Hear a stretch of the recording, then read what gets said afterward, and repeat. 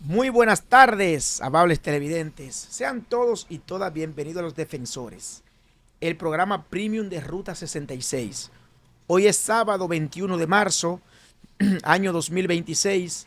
Muchos temas, muchas informaciones importantes que trataremos con ustedes durante toda esta hora.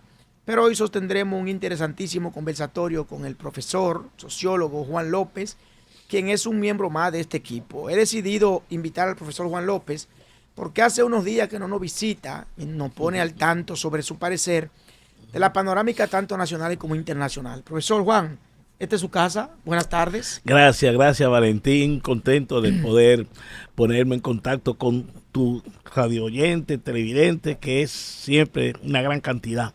Bien, a tus órdenes. Profesor, hablemos un poquito primero de lo que está aconteciendo en el mundo, la geopolítica mundial, básicamente el conflicto que existe hoy entre Irán, Israel y Estados Unidos. Uno muchas veces cree como que lo que pasa por ahí no nos va a afectar a nosotros porque aquí estamos muy tranquilos, en aire acondicionado, pero hay una realidad y es que ya se comienza a sentir la presión de los combustibles en República Dominicana y en el continente.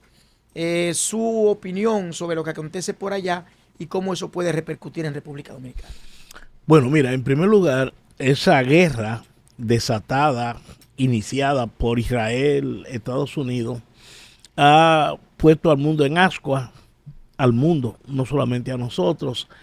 Y honestamente los cálculos para empezar y los argumentos para iniciar las guerras han resultado fallidos, los cálculos y los argumentos, y me luce que el presidente norteamericano, Donald Trump, se dejó embaucar en un lío que no había por qué empezar y ahora no sabe cómo salir.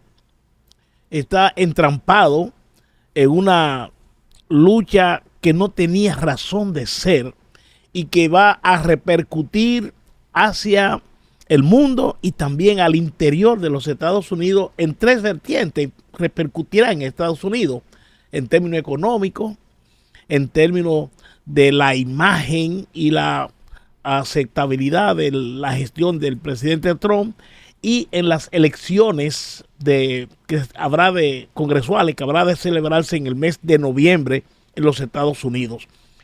Y ya, por ejemplo, un efecto negativo que ha tenido ya en los Estados Unidos es el problema de la inflación, el problema del desempleo, y han empezado a renunciarle funcionarios a Donald Trump por esa guerra.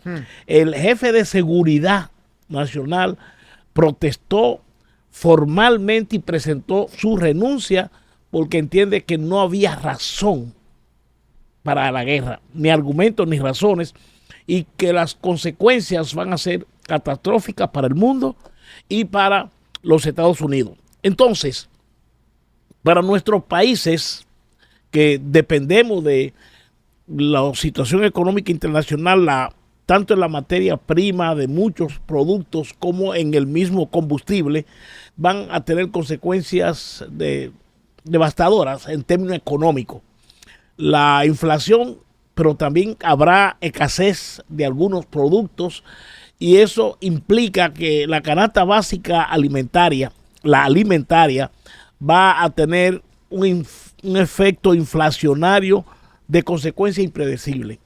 Porque en la medida que se escasea algunos elementos para la producción agrícola que vienen desde fuera y que también se escasea o aumenta el costo de los fletes y el costo del petróleo y sus derivados, eso va a impactar en el aumento de la producción, del sistema energético, de la producción agrícola, de la producción industrial, del transporte, tanto de pasajeros como de carga, y todo eso implica golpear el bolsillo de los ciudadanos, implica reducir el poder adquisitivo de la población y significa poner al pueblo a padecer las consecuencias negativas de una guerra que no tenía razón de ser más bien la megalomanía, las mentiras y los intereses, pero los intereses de querer imponerse a los demás a como dé lugar por la cuestión de Israel frente a todos los demás países del Medio Oriente, esa actitud tan agresiva de permanente vivir de pleito en pleito, de guerra en guerra, eso es una cosa que uno no la entiende, de la cultura nuestra, uno no la comprende. ¿Cómo es que un pueblo tiene que estar tan preparado para las guerras, sale de uno y entra en otra y provoca otra y nada más piensa en matar, No entiendo, o sea, es verdad que las creencias, las religiones nubilan, ciegan, y creo que además de los intereses, los israelitas también están muy contaminados por la cuestión religiosa que le impide darle derecho a los otros a vivir. Creen que decir asesinamos a fulano de tal, matamos a fulano de tal,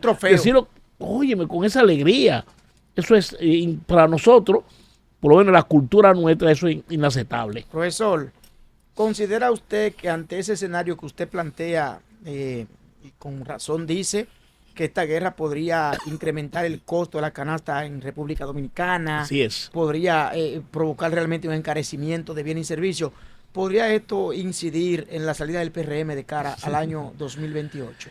Mira, hay un sector de la población que su participación en las elecciones es guiada por la situación económica, por cómo le va económicamente.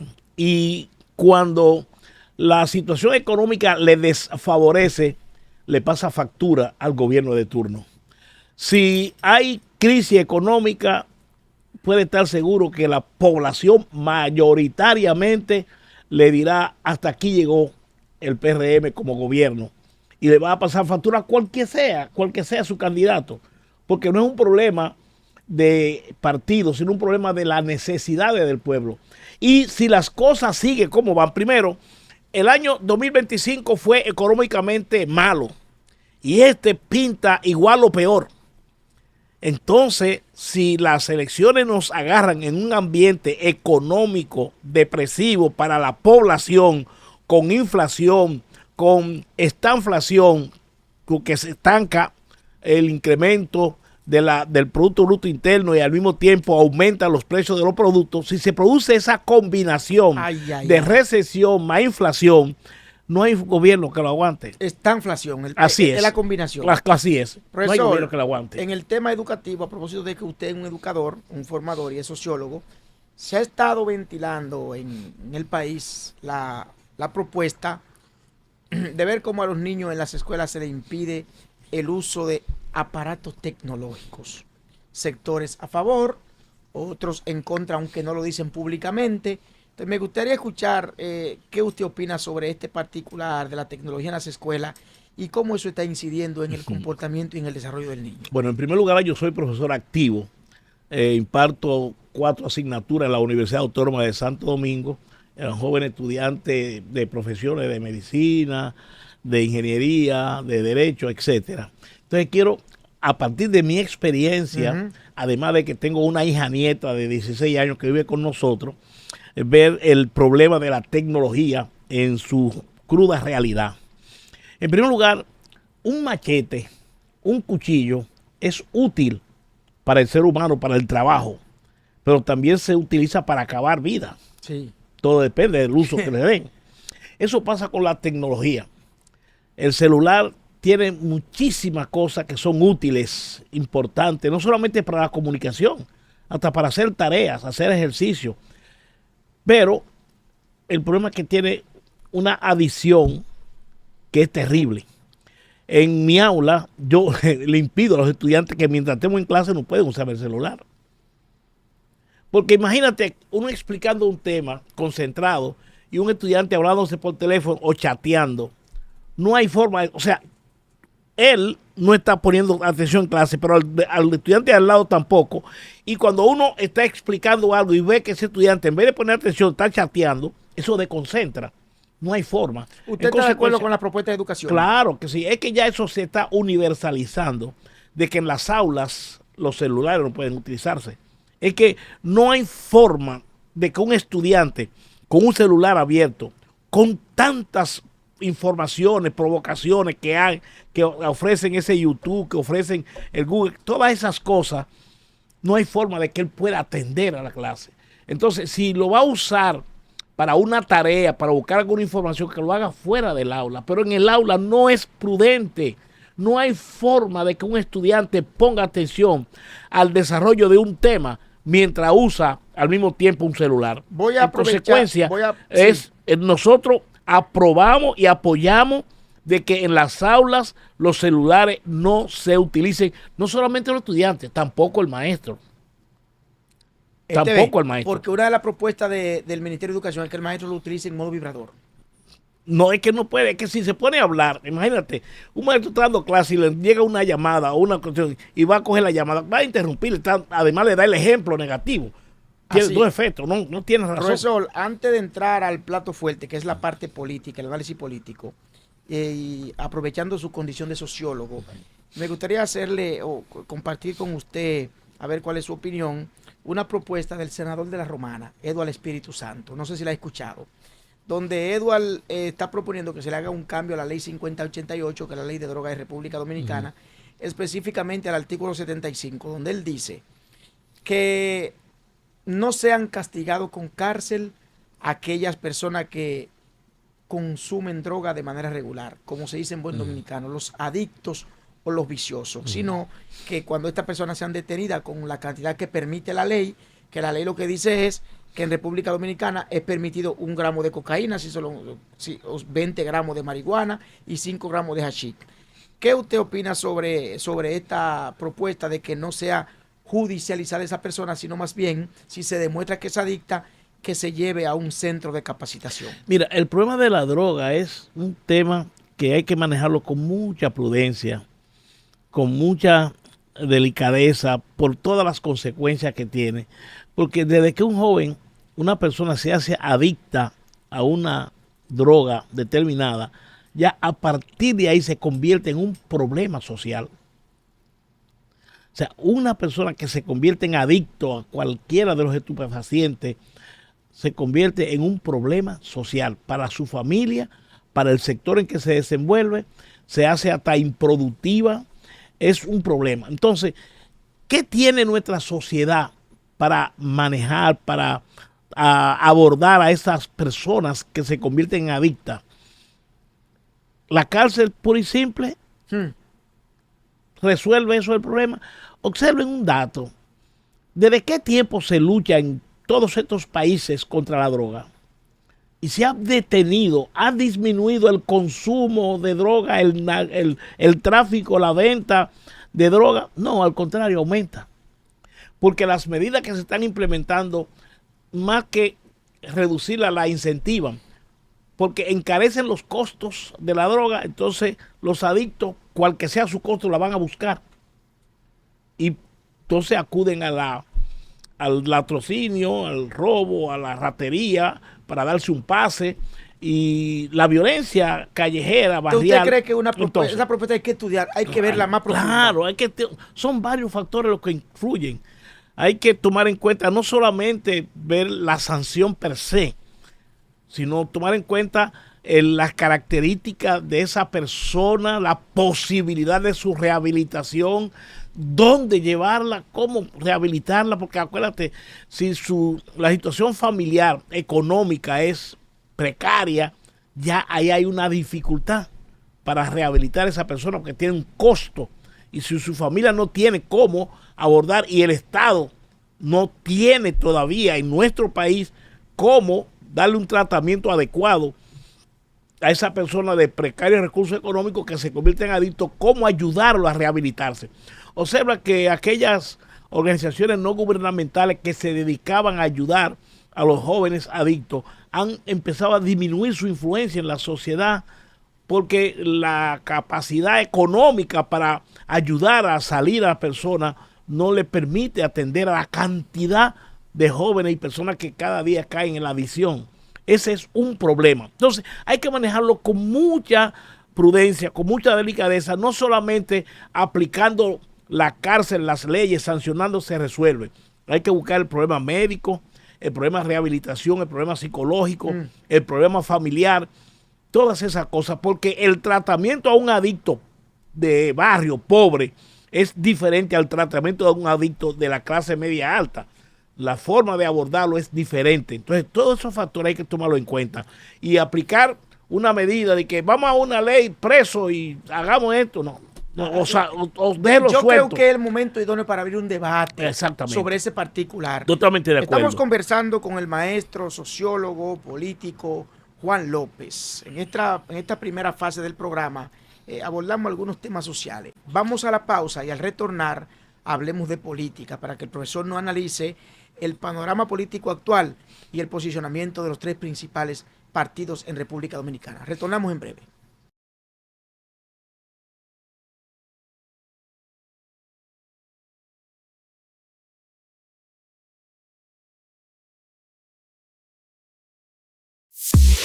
Usted está viendo Los Defensores. Si te dijeran que tienes el tiempo contado para llegar a la meta, ¿asumirías el reto? Asumirlo es ser responsable, contigo y con quienes cuentan contigo.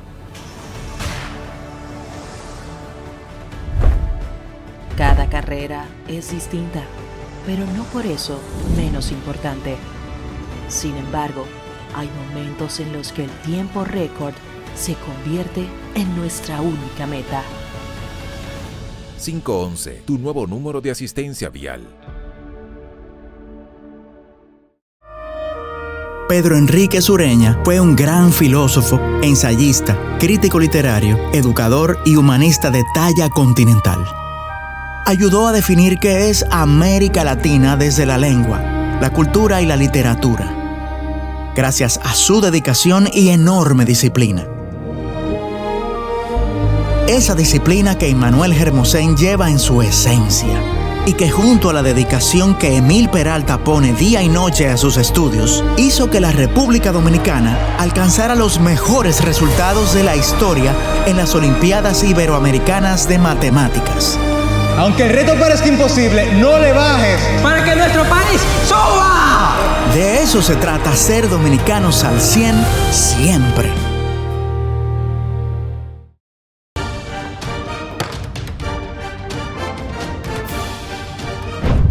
La Cámara de Diputados aprobó en primera lectura el proyecto de ley que declara la prevención y respuesta a las desapariciones y situaciones de peligro inminente de personas y crea el Sistema Nacional de Alertas RD.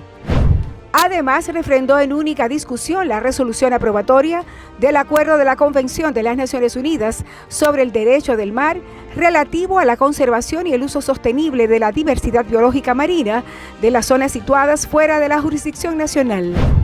También aprobó un grupo de resoluciones solicitando al gobierno la construcción y remozamiento de obras en las diferentes comunidades que representan.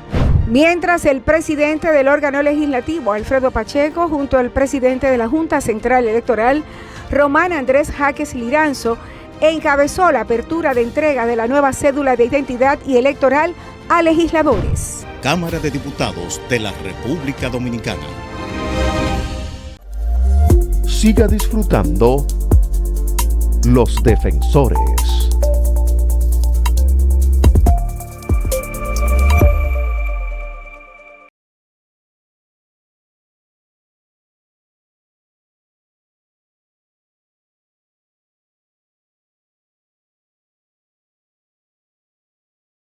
De vuelta en Los Defensores. Tal y como le dijimos en la pausa, estamos conversando con el maestro Juan López, quien es sociólogo, político y un gran educador. Maestro, después de nosotros analizar con usted estos temas sociales e internacionales, nos gustaría que nos dé usted un estudioso de los temas políticos. Siempre leemos sus artículos, lo vemos en sus exposiciones en los medios de comunicación. Nos gustaría que nos analice el panorama político de República Dominicana hoy, porque la política es dinámica y cada día que pasa pues hay nuevos elementos, nuevos ingredientes. ¿Cómo usted ve el panorama político y el posicionamiento de los tres principales partidos en República Dominicana? Bueno, aunque la campaña no está abierta, estamos a nivel de la a un paso de entrar en la pre-campaña, los partidos se están preparando y se están preparando para participar en la primera elección, que serán las municipales en febrero del 2028, y luego las presidenciales y congresuales, que serán en mayo del 2028. Se están preparando. Ahora bien, en estos momentos, los tres partidos mayoritarios están preocupados por la situación económica, la situación social y las consecuencias de la guerra del Medio Oriente y la situación, las medidas que toma el presidente Donald Trump, que afectan. Los tres partidos están en esa situación, además de que están también tratando de aumentar su membresía, de aumentar su cantidad de dirigentes, de formalizar sus estructuras. Pero junto con eso también se están preparando para el debate, para la competencia política. En estos momentos, de acuerdo a las encuestas que hemos tenido acceso, la situación, el PRM sigue en primer lugar, pero bajando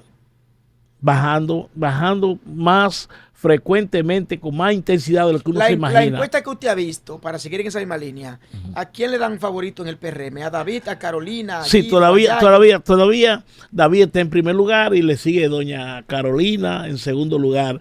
Y en tercer lugar está Yayo, pero con muy poca puntuación, igual que Wellington, están con muy poca puntuación. La competencia por la candidatura presidencial, evidentemente que está entre esos dos, Carolina y David Collado. David Collado le lleva algunos puntos, pero están compitiendo, eso por un lado. En cuanto al PLD, esa es la organización que más me preocupa. ¿Por qué? Me preocupa porque cada día salen con cosas más complicadas. El futuro del PLD se ve incierto. Se ve con muchos nubarrones. Y voy a precisarlo. La salida formal de la candidatura de Gonzalo Castillo aumenta la posibilidad de crisis en el PLD. Eso por un lado. Pero además ellos han cifrado su esperanza en que en octubre de este año van a resolver su problema con una consulta semiabierta. Y yo le digo que apunten para otro lado. Es muy difícil que hagan esa consulta desde el punto de vista legal y desde el punto de vista práctico. Y quiero explicarme en esto. Si se aventuran a hacer la consulta teniendo a Abel Martínez en contra de la consulta y dispuesto a impugnarla, y el Tribunal Superior Electoral le daría ganancia de causa. ¿Por qué? Porque no está permitido hacer esa actividad, y mucho más cuando plantean hacerla semiabierta. Es decir, que participe todo aquel que no esté supuestamente inscrito en otro partido.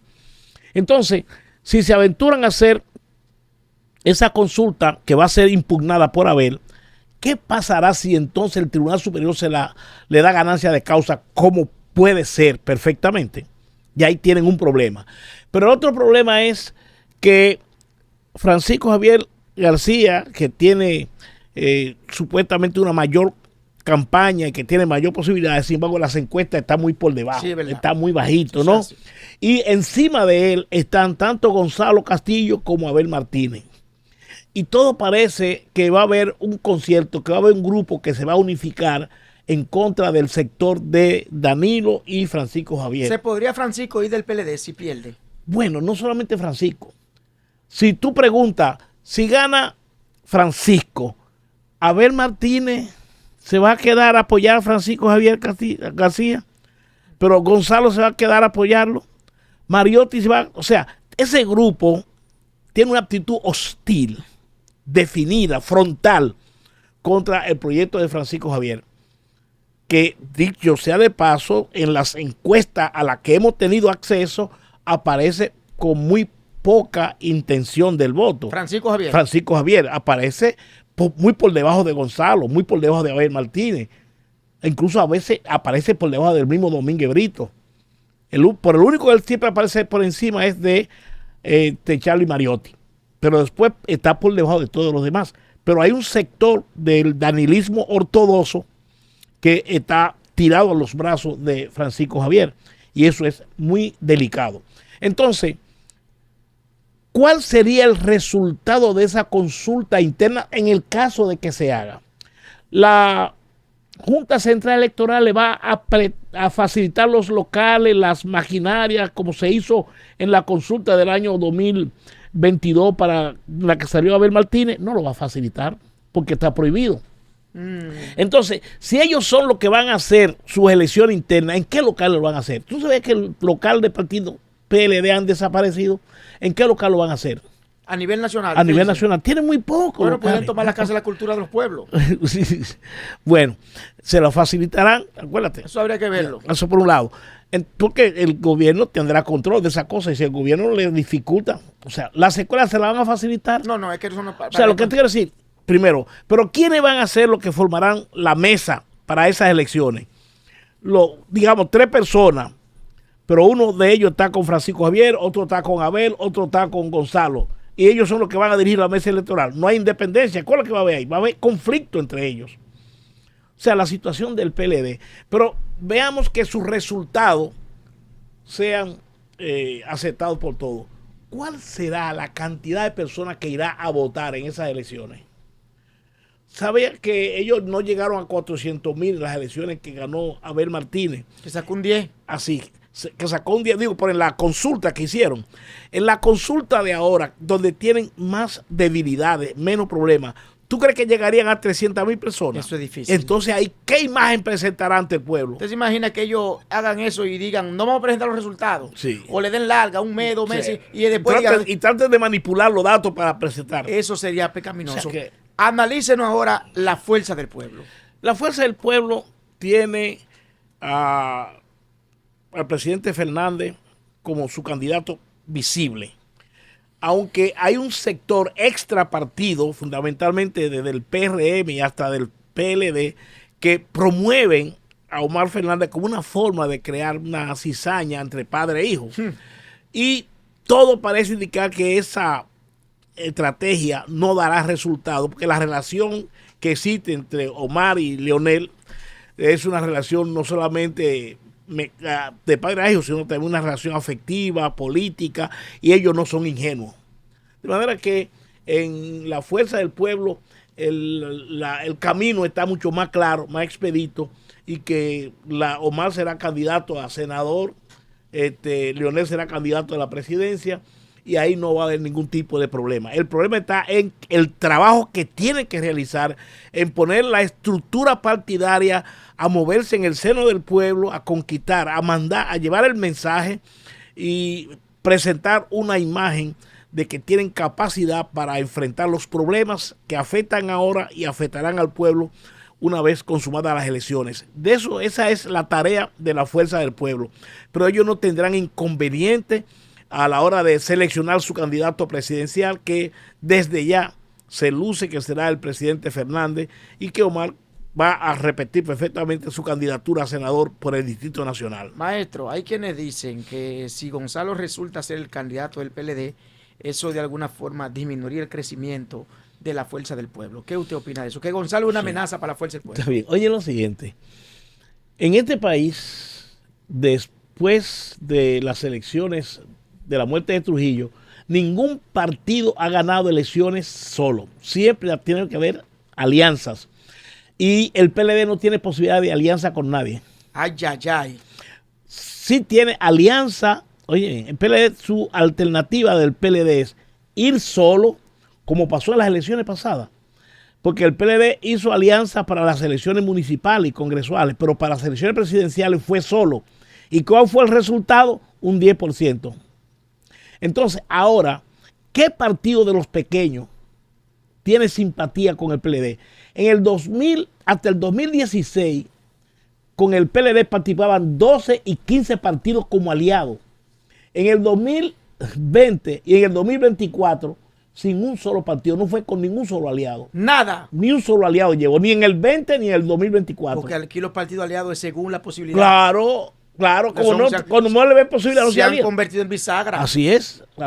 Van como la paloma que va donde hay pan. Claro. Los partidos pequeños se suman a donde tienen posibilidades de ganar. Ganar para diputados, ganar para alcaldías, para regidores, pero con el PLD. No, oye, que en las elecciones de 2020 y del 2024 ellos no tuvieron un solo aliado. Y que en las elecciones de 2024 los aliados que tuvieron fue porque la alianza Rescate RD, que fue una alianza con PRD, PLD, Fuerza del Pueblo, a nivel congresual y municipal, que a nivel presidencial el PLD fue solo. ¿Y cuál fue el resultado? Y ahora, ¿cuáles son las posibilidades del PLD? Número uno, ir solo. Es la más seguro que ellos están sectarios. Ellos todavía se sienten que están en el poder. No han aterrizado. Número dos, llegar a un acuerdo con el PLD, pero se están con la Fuerza del Pueblo, se están sectarizando. Y número tres, hay un sector interno que propugna por una alianza con el gobierno. O sea, que ellos tienen esas posibilidades. ¿Cuál le conviene a ellos? Siendo honesto, hacer una alianza sincera, si tienen vocación de poder, si ellos realmente les preocupa el destino de este pueblo y tienen interés en superar los problemas que afectan a República Dominicana y interés en sacar del gobierno al PRM, no tienen otra alternativa que llegar a un acuerdo sincero, tanto para las elecciones municipales, congresuales como presidenciales con la Fuerza del Pueblo. ¿Y usted cree que Danilo y Lionel se van a sentar en una alianza real, sincera? Ahí es que está el problema, en si son capaces de deponer los resentimientos, los intereses personales y poner en primer lugar los intereses del país y tener lo que llaman demostración de vocación de poder y ser capaces de echar a un lado las cosas que divide y buscar las cosas que unen, siempre que tengan como propósito beneficiar al pueblo. Pero no es fácil porque el ser humano es muy complejo y la nubilación, el sectarismo, el odio, la venganza, siempre también están presentes, aunque no se vean. De manera que la situación del PLD es de los tres partidos la más delicada, porque tienen tres alternativas para las elecciones y para llegar ahí tienen que resolver su problema interno de quién será su candidato presidencial y tienen demasiada diferencia entre los candidatos presidenciales. De manera que el PLD tiene que saber hilvanar bien fríamente su situación para que no sufra otra división significativa. Gracias. Otra división sería enterrarse políticamente. Gracias, profesor Juan López. Venga siempre por aquí para que ilustre al pueblo con esos análisis que usted hace. Cuando ustedes me inviten, siempre estaré a su disposición. Hemos conversado con el maestro, sociólogo, político Juan López, que es un hijo, un hermano, un amigo de este programa, y siempre saca su tiempo para orientarnos sobre temas políticos e internacionales. Se nos quedó un tema importante, profesor, que para la próxima debemos abordarlo, y es el nivel de criminalidad, la violencia, los homicidios, el maltrato a la niñez. Correcto. Que vive esta sociedad. Y ahí voy a aprovechar su condición de sociólogo para que analicemos este particular cuando usted vuelva al programa. De acuerdo. Vamos a la pausa y retornamos en breve en Los Defensores.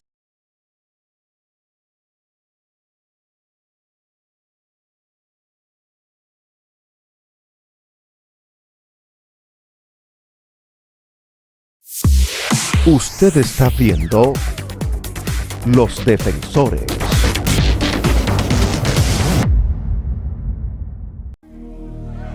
Un grupo de valientes nos devolvió la libertad aquel 27 de febrero de 1844. Héroes, superhéroes de la vida real, que siempre que intentaron quitarnos la soberanía, vencieron una y otra vez. Por eso diariamente les rendimos tributo y damos lo mejor de nosotros para llegar a ser dominicanos al 100.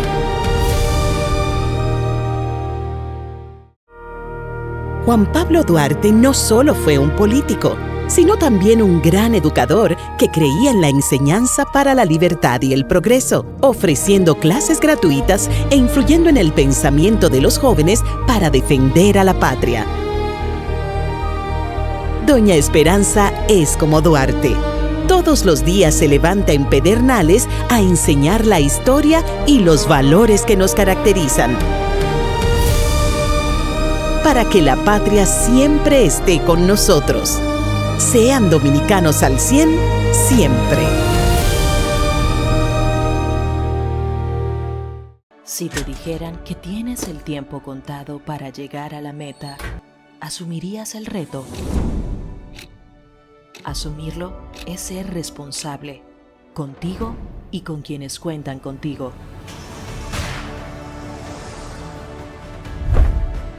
Cada carrera es distinta, pero no por eso menos importante. Sin embargo, hay momentos en los que el tiempo récord se convierte en nuestra única meta. 511, tu nuevo número de asistencia vial. Siga disfrutando Los Defensores.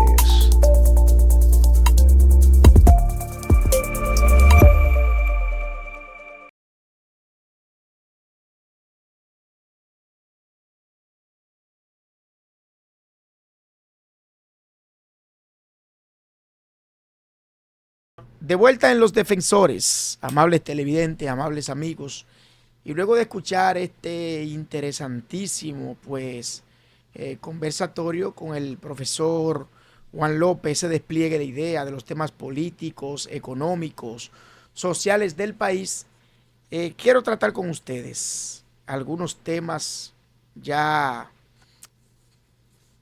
locales, más locales, sobre ciertos aconteceres de la República Dominicana.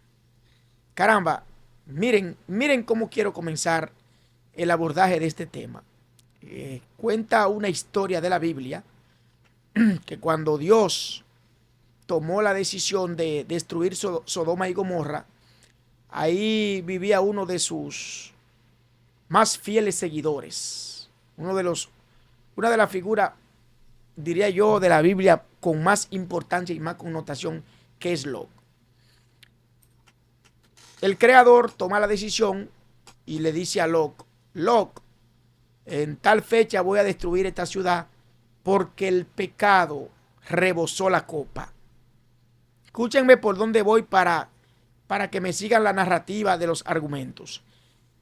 En tal fecha, Lot, voy a destruir esta ciudad porque se corrompió. Sal con tu familia y sal con tu esposa. Pero Lot era un hombre que quería tanto su pueblo, que amaba tanto su pueblo, que le dijo, Señor, dame un chance para ver qué puedo recuperar de este pueblo. Y le dijo Dios a Lot, ve Lot y búscame 10 justos. Y Lot volvió donde Dios y le dijo, no encontré 10. Búscame 6. Vuelve Lot y le dice, Señor, no encontré 6. Búscame 4. No encontré 4. Búscame 2. No encontré 2. ¿Viste, Lot? El único hombre justo eres tú aquí. El único justo eres tú. El único que no está corrompido con la sodomía, con la homosexualidad, con las cosas mundanas, eres tú. De manera que sal de este pueblo, que voy a destruir, voy a quemar todo en X fecha. ¿Por qué le digo eso? Porque cuando tú comparas a la República Dominicana hoy con tantos actos de corrupción, con tantos actos de hipocresía, de mentira, de perfidia, tú te teletransportas a esa historia de la Biblia de Lot.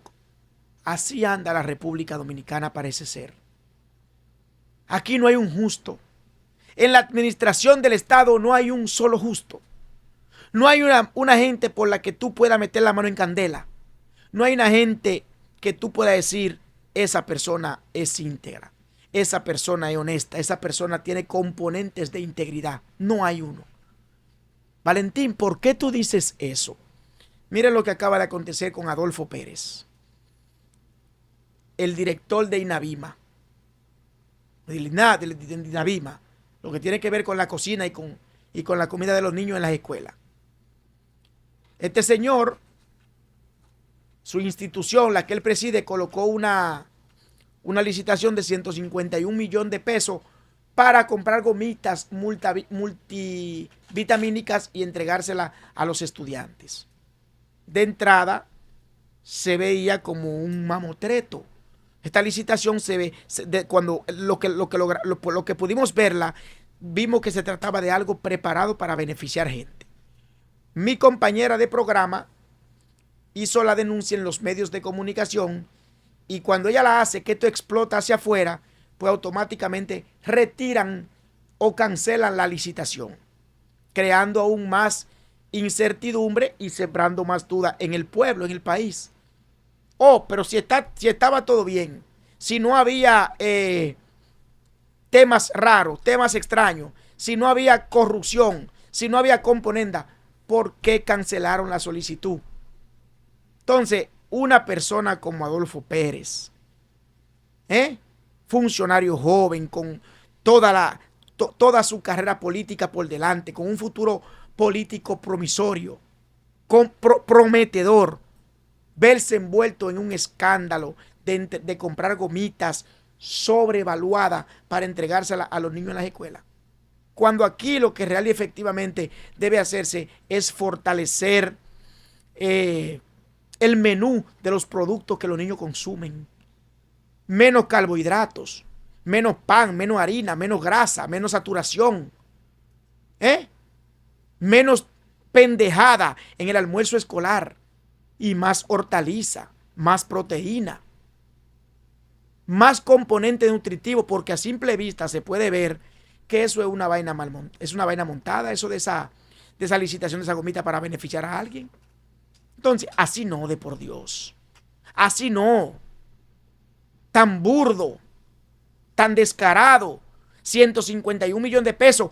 Antes de cancelarla, yo tenía mi reserva. Espérate, esto hay que ver qué pasó ahí. Uno no puede estar opinando sin saber ciertas cosas. No, ¡pam! La cancelan. Y cuando la cancelan, entonces eso prende un bombillo rojo. Porque si tú estás seguro de todo, tal y como cito, ¿por qué la cancelan? Me dicen que el presidente de la República está muy incómodo con Adolfo. Y la vicepresidenta no quiere ni que le hablen de él. No te está manejando bien, Adolfo. No te ha estado manejando bien. Y lo que quiere hacer por ahí es mandándole mensajes a los comunicadores, tratando de neutralizar gente. Yo necesito que me ayuden. ¿Que te ayuden con qué? Si el primero que te está desayudando eres tú. Si el primero que está cometiendo hechos dudosos, acciones dudosas, eres tú. Así no. Así no. Y vuelvo a entrelazar el tema con la historia de Locke. Hay que ver la historia, hay que ver lo que dijo Santiago Riverón. Que este es otro tema, pero una cosa enlaza con otra. Hay que ver lo que dijo Santiago Riverón sobre el tema haitiano allá en la frontera. Lo nuevo. Ustedes saben que Santiago Riverón, el alcalde de Dajabón, se ha caracterizado por ser un hombre recio, de mano dura con los haitianos en Dajabón, en el casco urbano y en la provincia en sentido general. Y en algún momento se vio con un altoparlante llamando a los haitianos a salir de Dajabón y dándole plazo. Tienen que irse de Dajabón, aquí no lo queremos.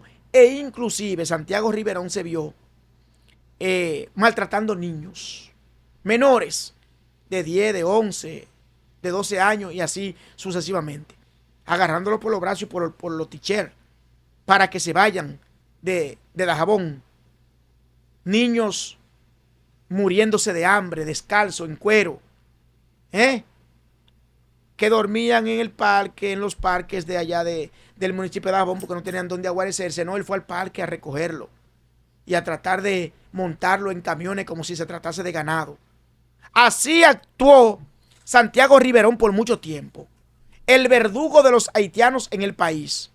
Más patriota que Juan Pablo Duarte, más patriota que Luperón, más patriota que Sánchez, que Mella, que Antonio Duvergé. Y ustedes saben con qué se desata ahora en un audio que anda por ahí. Dilson, que si tú lo consigues, coloque ese audio por ahí, por favor, para que la gente pueda verlo y se ilustre de lo que estamos diciendo. Mírenlo ahí el audio. Mírenlo ahí el audio. Escuchen ustedes el audio. Miren lo que dice Santiago Riverón. Dice Santiago Riverón en un despliegue de ideas amenazantes e insultantes a esa periodista que no vale la pena repetirla porque ustedes lo escucharon. Ustedes lo escucharon, que lo puso el Control Master ahí. Ahora Santiago Riverón, después de haberse burlado, humillado, pisoteado y hacerse figura con el tema haitiano, está diciendo que ¿quién recoge la basura en Dajabón si no son los haitianos? ¿Quién la va a recoger la basura? Porque los dominicanos no quieren recoger basura. Ah, entonces tú estás como el hombre de los patos. El hombre de los patos era aquel que visitaba una casa con un patio grande, llena de patos, de día, a la 1 de la tarde, a las 2 de la tarde, y en el día le tenía miedo a los patos. Le tenía miedo y odio. Patos del carajo, patos de aquello, patos para acá, deben morirse los patos son los peores. Eso era en el día, a las 2 de la tarde. Entonces en la noche iba y se robaba los patos y se los comía. Usaba los patos para comer y alimentar a su familia. Eso mismo está haciendo Santiago Riverón. Odia a los haitianos y ahora usted escucha un audio donde Santiago Riverón, qué pena, contrata manos indocumentadas haitianas para que recojan la basura en Dajabón. Porque los dominicanos no quieren. No, a mí me extraña porque tú eres anti-haitiano. Tú eres el más patriota. Contrata boricua, contrata alemanes. Manda a buscar personas en Italia para que recojan la basura. Entonces, cuánta hipocresía, cuánta... Yo no tengo ni palabra para definir el calificativo que le voy a dar a Santiago Riverón. Yo no tengo. Porque esta es una sociedad que está llena de ídolos de barro. Hacer un nombre en torno al tema haitiano, construirse una figura siendo el más patriota. Ídolos de barro, ídolos de papel, ídolos de cartón. En eso se ha convertido hoy. Así amanece el país hoy. Es el concepto que tiene el país de Santiago Riverón. Qué penosa situación. No hay un justo. No hay un íntegro. No hay un honesto en este gobierno. Que todo lo que se dice es mentira para buscar o sacar un beneficio personal. Fuiste el más patriota y hoy anda usando manos indocumentadas haitianas para que te sirvan, para que recojan la basura, para que limpien el pueblo, para que organicen esa localidad. Ah, haitiano, lo que tú pateaste y pisoteaste. Hiciste un show y el pueblo te aplaudió. Y ahora, vamos a ver qué dice el pueblo ahora. Vamos a ver qué dice el pueblo: hipócrita, simulador, abusador. Porque eso es lo que tú eres, un simulador. Así no se puede. Así hay un grupo de gente aquí que odia a los haitianos y le alquila su casa. Un grupo de gente que odia a los haitianos y le alquila los carros en lo que los haitianos conchan en la calle por ahí. Odian a los haitianos y le prestan los motores para que conchen y en la noche tráeme mi dinero. Odian a los haitianos y lo tienen vendiendo fruta en una esquina. Ah, no, yo odio a los haitianos, pero el beneficio que él me da, yo no lo odio. Ah, y así es que vamos a sacar a los haitianos. Yo odio al haitiano, lo tengo trabajando en mi casa, en el residencial donde vivo, el que me abre la puerta, el que me pasa el agua, el que me compra la verdura en el colmado, y cuando va migración a hacer operativo, lo agachan en las habitaciones. Y frente a las cámaras dicen que odian a los haitianos. Ajá. Oh, pero así sí es bueno. Un país de simuladores. Un país de hipócritas. Porque así es que no hemos querido manejar. Frente a la cámara decimos una cosa y por atrás actuamos y accionamos de otra forma. No hay tiempo para más. No se mueva de sus asientos. Y vamos a disfrutar la interesantísima sesión de Nelson Gómez y hablemos de marketing. Será hasta la próxima entrega. Saludos amables televidentes. Aquí estamos en su sección sobre marketing político a través de los defensores, como cada semana en sus hogares, en las redes sociales y en nuestro medio digital losdefensores.net y en Estados Unidos por Hispanic TV. Bueno, en cuanto al mercadeo político dominicano, tenemos lo que le ofrecimos. Datos frescos, fresquecitos. Este programa y nosotros como mercadólogo certificado, tenemos alianzas estratégicas con 2 compañías certificadas por la Junta Central Electoral para hacer investigaciones y suplirnos de las investigaciones. Estas investigaciones no se hacen para medios de comunicación o partidos políticos con interés de hacer propaganda, promoción.